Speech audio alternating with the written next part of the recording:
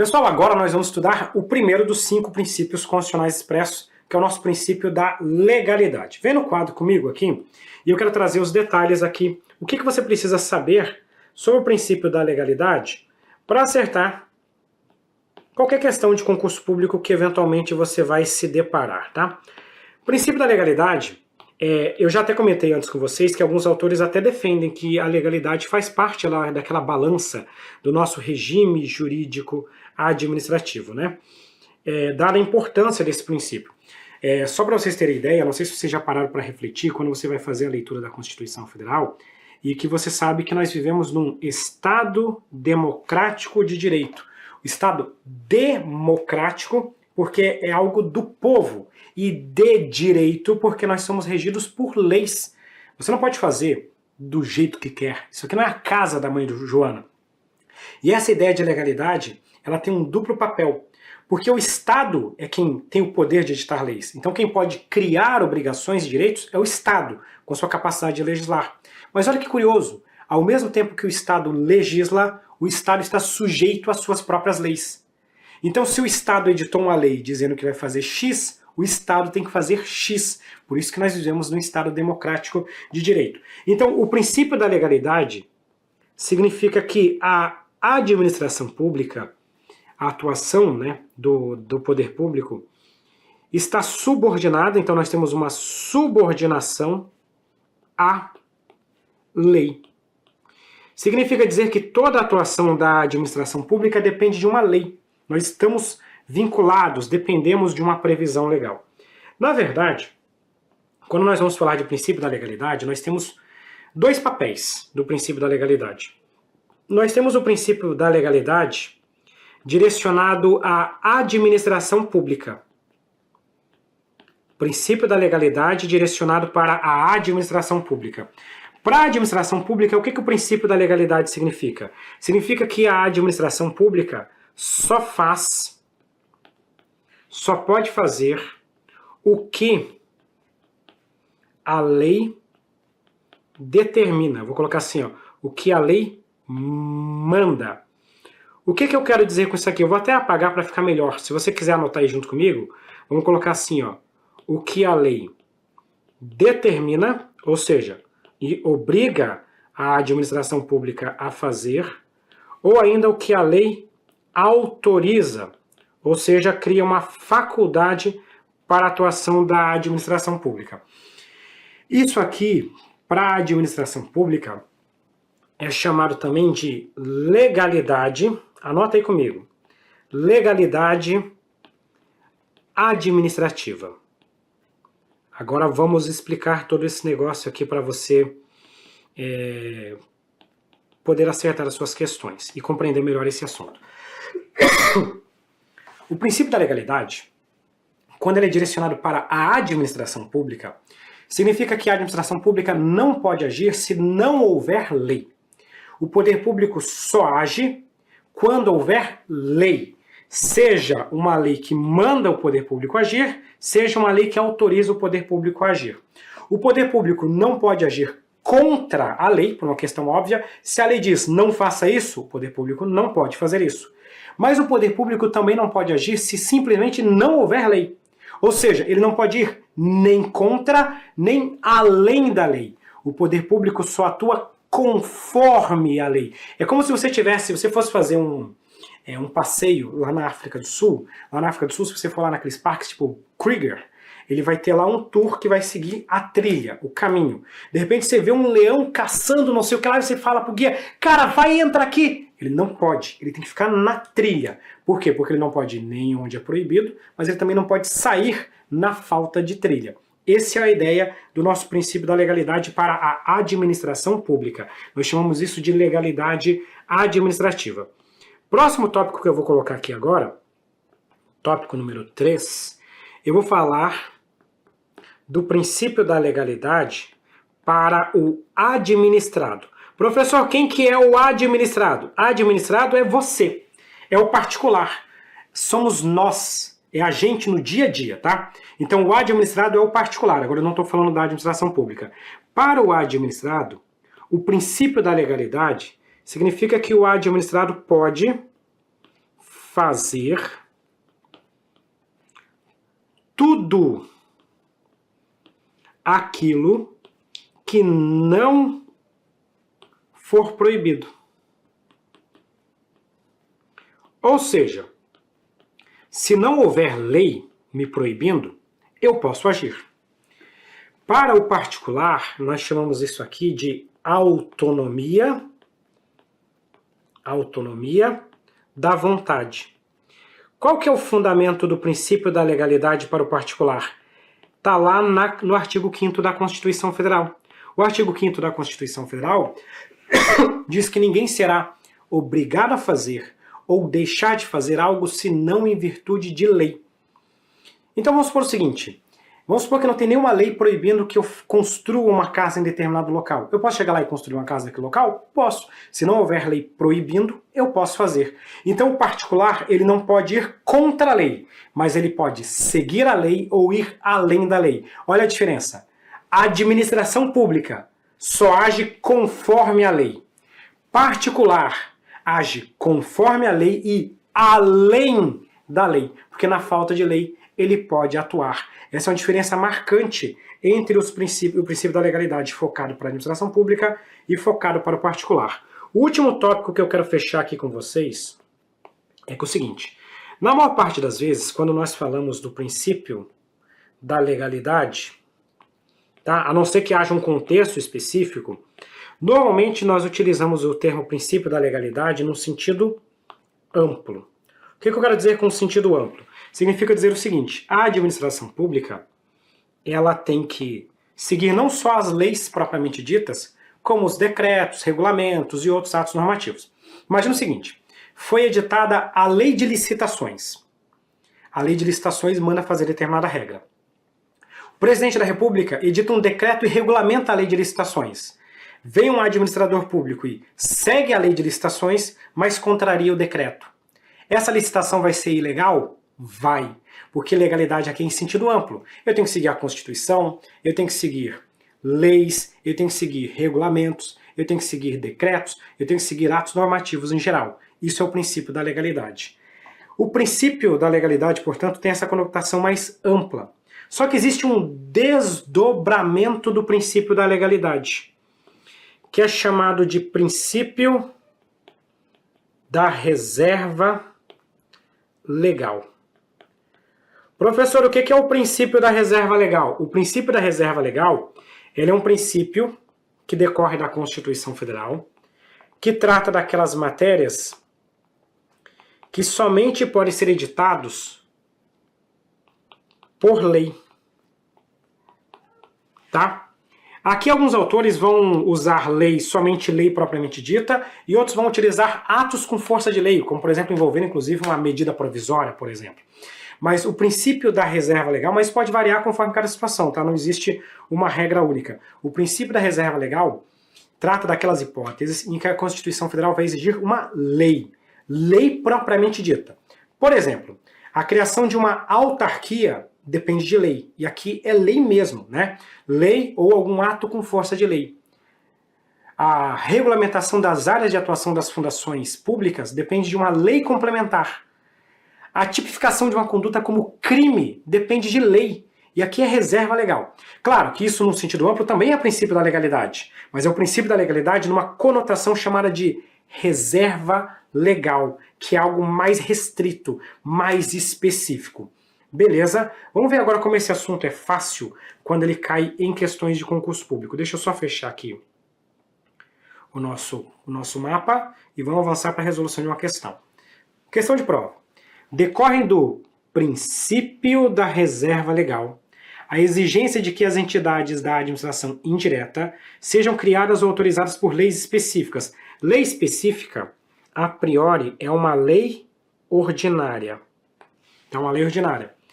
E no caso das fundações, leis complementares definem as suas áreas de atuação. Também é outro exemplo de lei. Veja, eu estou falando de lei específica e eu estou falando de lei complementar.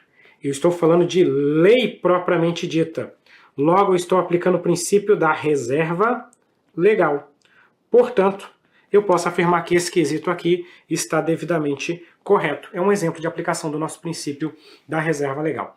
Vamos avançar mais um pouquinho. São considerados princípios informativos da atividade administrativa a legalidade e a supremacia do interesse público. Pessoal, esse termo informativo, já avisei para vocês, informa, orienta, conduz, tudo isso são expressões que nós costumamos utilizar para designar os princípios. Então até aqui não tem nenhum problema. Então, de fato, são princípios que informam a atuação da administração pública, a legalidade e a supremacia do interesse público. Tudo certo até aqui. Aí ela fala o seguinte, o primeiro, ou seja, da legalidade, é mencionado na Constituição. Certo. O princípio da legalidade consta expressamente na Constituição Federal. Correto. O segundo, fundamentado nas próprias ideias do Estado, em favor da defesa, da segurança e do desenvolvimento da sociedade. Pergunto para vocês, o princípio da supremacia, ele está expressamente na Constituição? Não. Ele é um princípio implícito.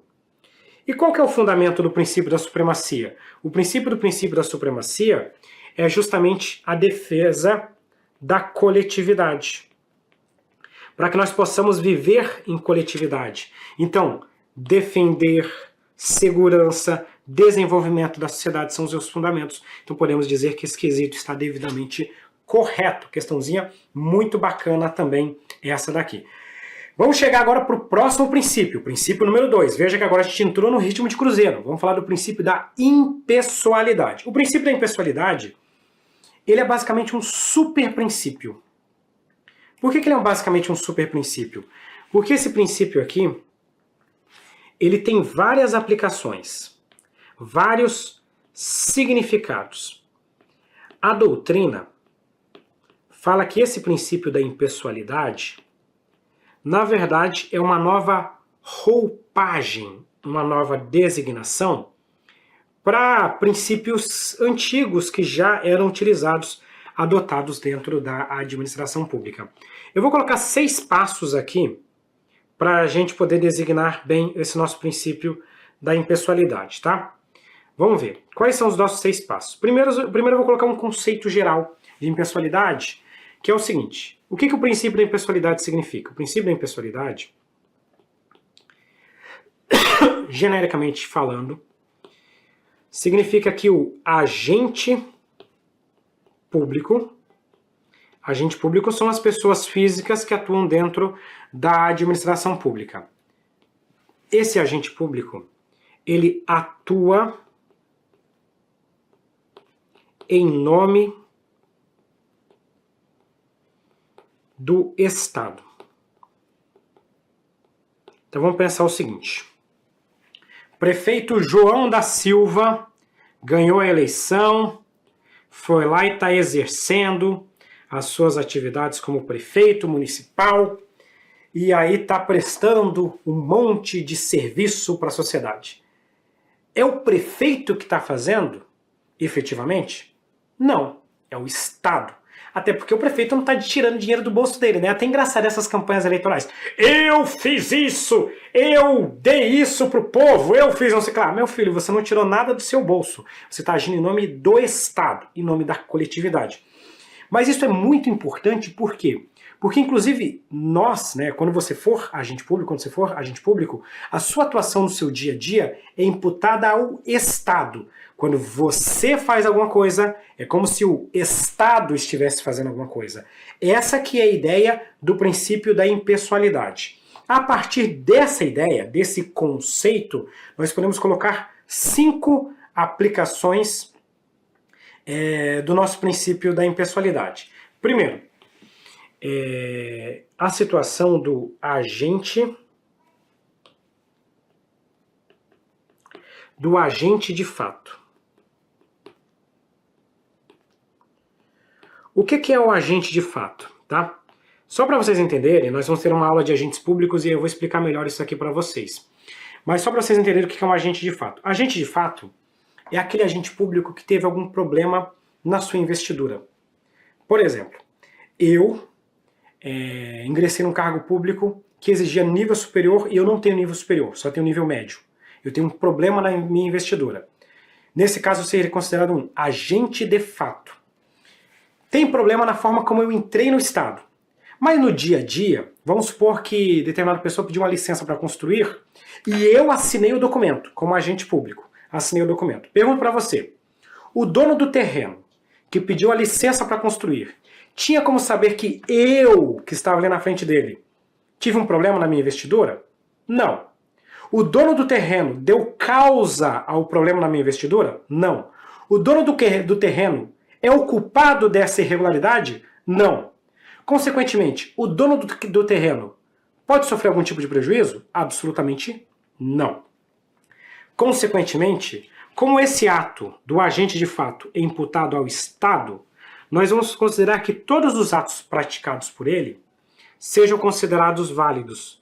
Vamos colocar aqui então a validade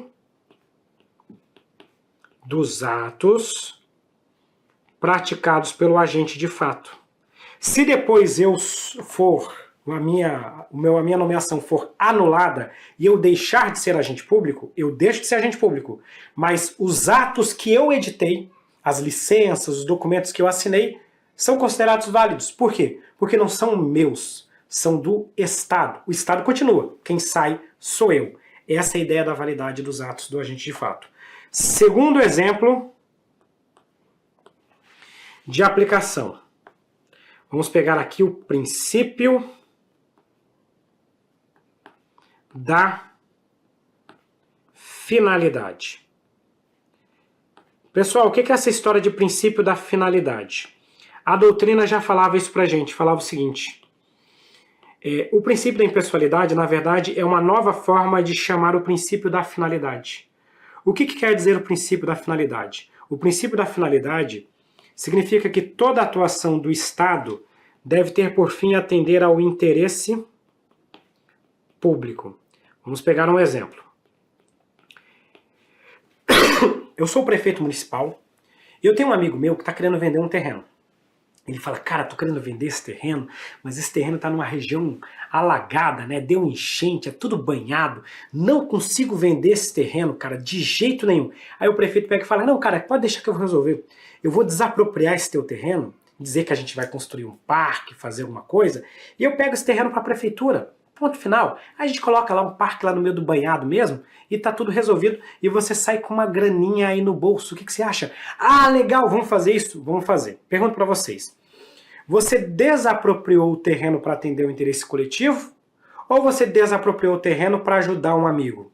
Desapropriou o terreno para ajudar um amigo. Quer dizer então que a atuação não teve por fim atender ao interesse público, teve por fim atender ao interesse privado, o interesse particular. Nós chamamos isso de desvio de finalidade. E, consequentemente, se alguém descobrir esse combinado, esse ato será considerado um ato inválido, porque a atuação do Estado deve atender ao interesse da coletividade. Próximo caso, caso número 3, né? Olha como nós estamos avançando. O princípio da impessoalidade, ele tem uma ideia de igualdade. Ideia de igualdade. Igualdade no sentido que eu não posso ficar privilegiando, favorecendo pessoas indevidamente.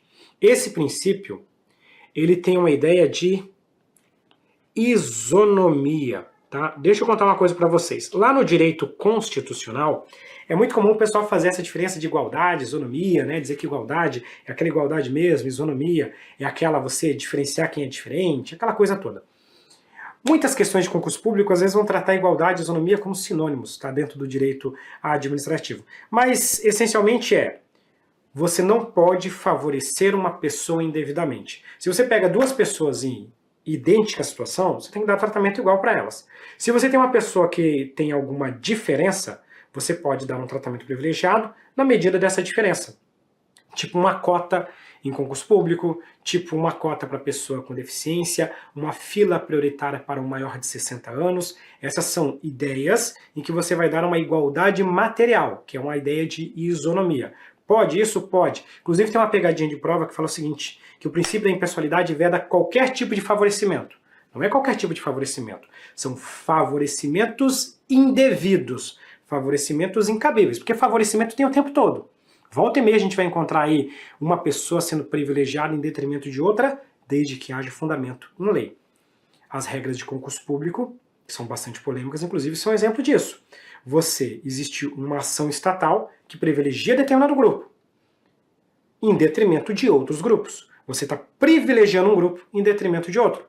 É possível isso? É, porque existe um fundamento legal, existe um fundamento constitucional, por mais que esse assunto tenha, logicamente, as suas polêmicas. Então, é um exemplo. Não significa que não pode ter qualquer favorecimento. São favorecimentos não fundamentados, são favorecimentos indevidos. Quarto exemplo de aplicação do nosso princípio da impessoalidade é a vedação. Isso aqui, inclusive, tem uma mudança bastante recente, tá? Que eu quero que vocês acompanhem aqui comigo. Vedação à promoção pessoal. O que isso aqui quer dizer? A Constituição Federal, lá no artigo 37, parágrafo 1º, diz o seguinte, diz que a publicidade institucional, a publicidade dos órgãos e entidades da administração pública, deve ter um caráter informativo, educativo ou de orientação social. Dessa publicidade não podem constar nomes, símbolos ou imagens que caracterizem a promoção pessoal de autoridades públicas. Ou seja, não pode chegar uma autoridade, por exemplo, durante a divulgação de uma campanha de vacinação, chegar e colocar a cara dele lá e falar assim, eu sou o prefeito fulano de tal e acabei de comprar 1 milhão de vacinas para vocês. E ele vai lá e faz isso utilizando a publicidade oficial para uma autopromoção. Ou vai o boletim da escola do seu filho, um boletim impresso, e vai uma cartilha do prefeito. Então aqui as ações que eu, prefeito municipal, venho realizando e conto com a sua presença na próxima eleição para fazer ainda mais. Pode isso? Não. Não pode fazer isso. Professor, mas e na campanha eleitoral? O pessoal não fica dizendo que eu fiz isso, aquilo e aquilo outro?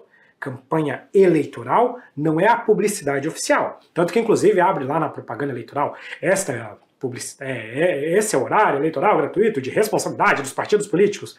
Não tem nada a ver com a publicidade oficial. Publicidade oficial é a publicidade dos órgãos e entidades, né, que eles utilizam dentro da atuação do dia a dia. Diferente de campanha eleitoral, que daí é outra história, aí é aquela baixaria que nós já estamos bastante acostumados. Existem questões de prova que vão associar a vedação à promoção pessoal a um outro princípio, tá? Às vezes pode acontecer, que é o princípio da moralidade. Porque se você for parar para pensar, utilizar a publicidade oficial para uma autopromoção também é uma falta de ética, uma falta, como a gente gosta de falar no bom português, uma falta de vergonha na cara. Tanto que, bem recentemente, a Lei de Improbidade Administrativa sofreu alterações e na Lei de Improbidade foi incluído lá a vedação à promoção pessoal. É um ato de improbidade administrativa. Está lá na Lei 8429. Você utilizar a publicidade oficial para uma autopromoção configura improbidade também. Último ponto, quinta e última aplicação do nosso princípio da impessoalidade é exigir da atuação da administração pública a imparcialidade. Essa imparcialidade é uma imparcialidade dentro dos processos administrativos, tá? Lá dentro do que a gente chama de impedimento e suspeição. Imagina, por exemplo, que eu sou um servidor público, estou sofrendo um processo administrativo disciplinar e a autoridade julgadora é justamente a minha esposa. Pode isso? Não, porque ela não vai ter a devida imparcialidade na atuação desse processo. Ela vai se declarar impedida, vai ser afastada desse processo e vai ser designada uma outra autoridade para analisar aquele processo administrativo disciplinar. Com isso, nós fechamos aqui as regras do nosso princípio da impessoalidade e vamos resolver essa questão. Essa questão fala para a gente o seguinte, tá? A publicidade dos atos praticados pelo agente público no exercício de suas atribuições para fins de promoção individual é vedada pela Constituição Federal. Perfeito. A Constituição Federal expressamente veda a publicidade oficial, a promoção pessoal, em razão da natureza institucional da atuação administrativa do agente público. Perfeito. Porque o agente público, ele atua em nome de quem? Atua em nome do Estado. Ele tem uma atuação institucional. Por isso que ele não pode utilizar a publicidade oficial para uma autopromoção. Por isso que essa questão aqui está devidamente correta. E vamos para o próximo bloco. Gerson, governador de determinado estado, fez constar na publicidade de determinada obra pública realizada durante seu governo o seu nome e a sua fotografia, a fim de caracterizar a sua promoção pessoal. Gerson feriu o princípio da impessoalidade. Perfeito, olha só. Ele fez a promoção pessoal, ele feriu o princípio da impessoalidade. Não sendo permitida na publicidade de obras, pela Constituição Federal, a promoção pessoal de autoridades e servidores públicos, devidamente correto, tá? Tem uma pegadinha muito interessante desse assunto, que faz o seguinte, associa esse caso aqui, que nós estamos tratando agora, ao princípio da publicidade. Falar, o prefeito municipal usou a propaganda de uma obra, né, o outdoor lá da obra, para uma autopromoção, né, se promover com a publicidade oficial, ferindo o princípio da publicidade. Não, isso não é ofensa ao princípio da publicidade. Ofender o princípio da publicidade é deixar de dar a publicidade oficial. Aqui eu estou dando a publicidade, mas estou utilizando ela para uma promoção pessoal. Aí a ofensa é a impessoalidade, a moralidade e não ao princípio da publicidade. Fechado? Vamos avançar mais um pouquinho e vamos tratar agora do princípio da moralidade. Olha como nós vamos avançando. Vamos tratar do princípio da moralidade então. Pessoal, princípio da moralidade, vamos pegar e escrever aqui, você vem junto comigo também para tratar desse aqui.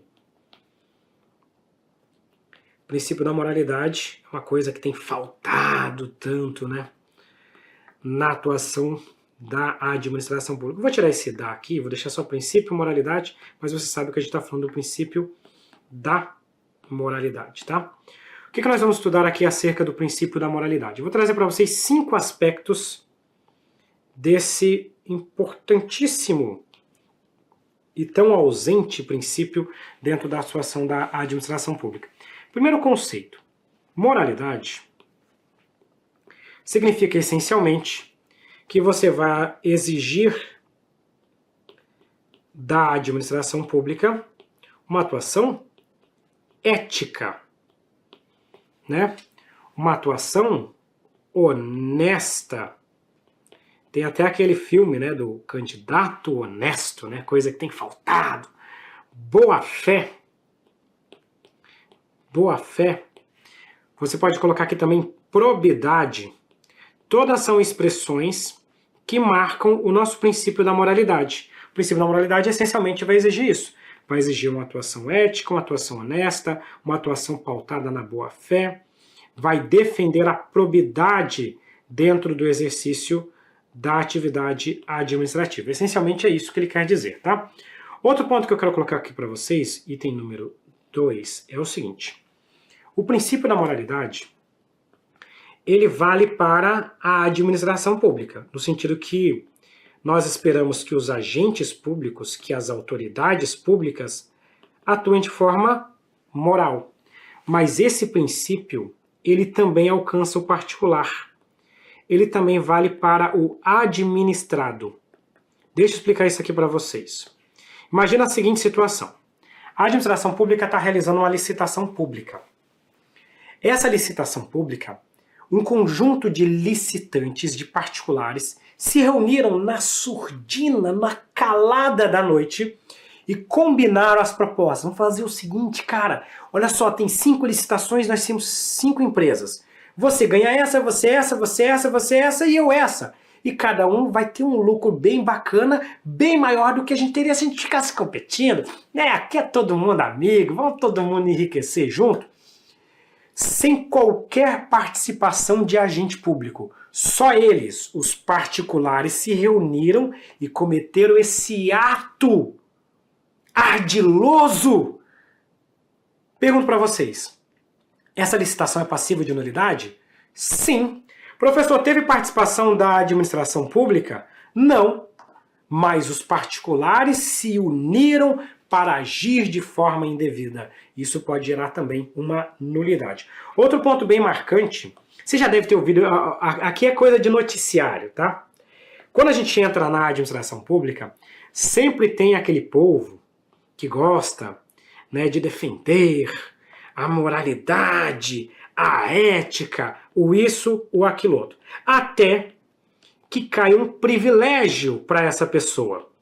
Né? Igual, vamos pegar o caso aí que nós tivemos do pagamento do auxílio moradia das autoridades, né? Juízes, membros do Ministério Público, conselheiros de tribunais de contas, ganhando auxílio moradia, mesmo tendo casa no local. Todo mundo estava ganhando como indenização ainda, não pagava nem imposto de renda, nem tinha desconto.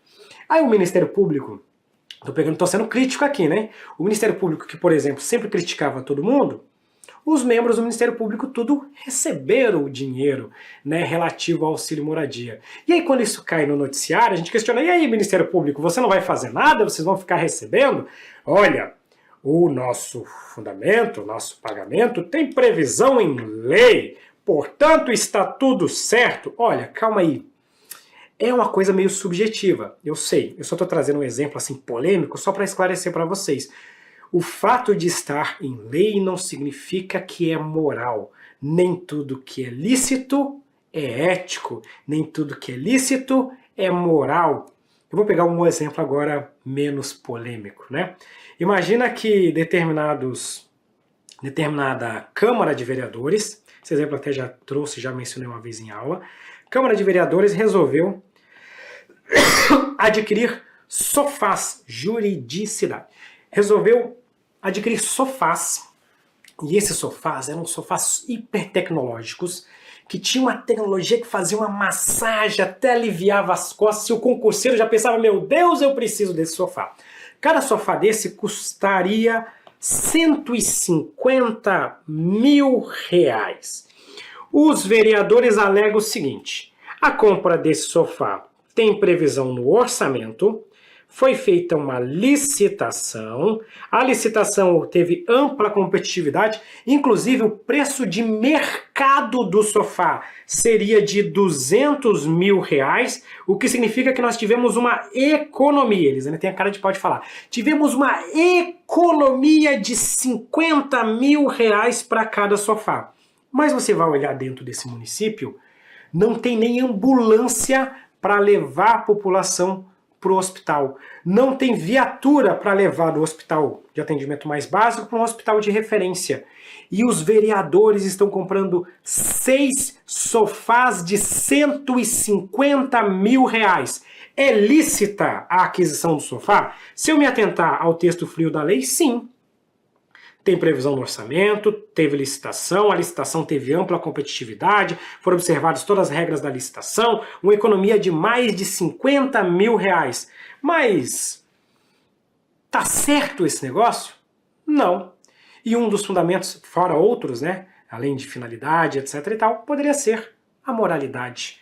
Tanto que nós costumamos falar que o princípio da moralidade tem uma juridicidade própria, no sentido de que uma coisa é o princípio da legalidade, outra coisa é agir de forma moral.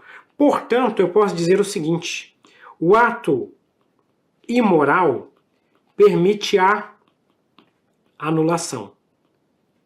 Quando eu falo que tem juridicidade própria, é porque antes da Constituição Federal de 88, se dizia que o princípio da moralidade nada mais era do que um desdobramento da legalidade. O ato imoral era também um ato ilegal. Só que a doutrina, como a Constituição expressamente coloca moralidade e legalidade como princípios separados, a doutrina passou a entender, olha, são princípios separados. Inclusive você pode anular um ato com base apenas no princípio da moralidade.